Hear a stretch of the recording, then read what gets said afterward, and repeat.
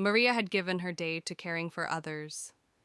12 long hours in the hospital had left her drained, but not only her body was tired, her heart was heavy.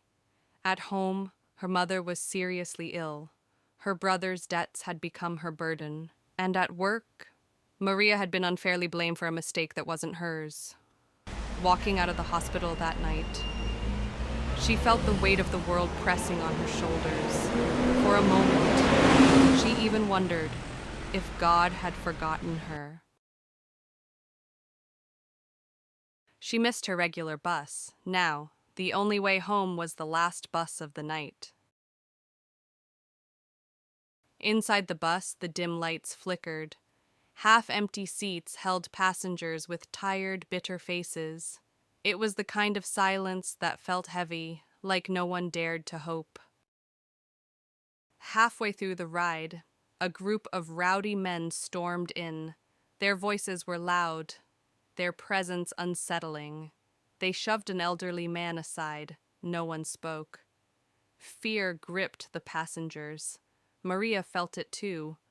A cold fear rising in her chest. She bowed her head, whispering a shaky prayer.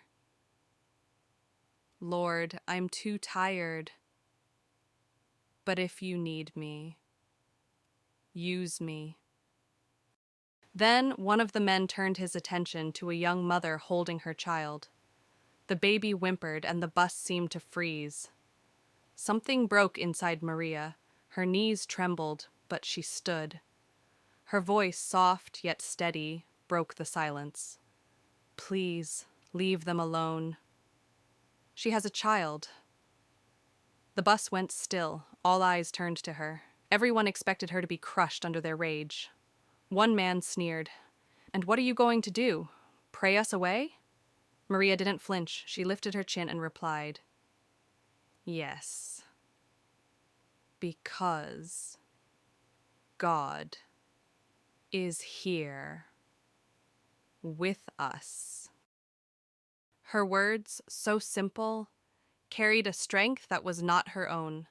The young mother quietly rose and stood beside Maria.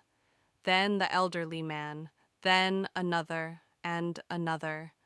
One by one, passengers found the courage to stand. What fear had divided, faith united. The rowdy men looked around, and for the first time it was they who seemed afraid. At the next stop, they slipped off the bus into the night. Maria sank back into her seat, her hands trembling, not from fear anymore, but from awe. When she finally reached home, she found her mother waiting, weak but smiling.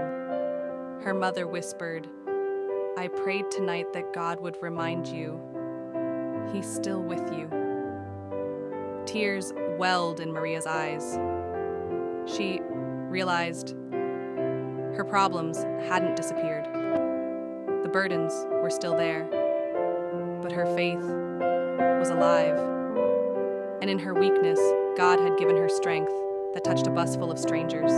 On the last bus home, Maria discovered she had never been forgotten, and neither are you.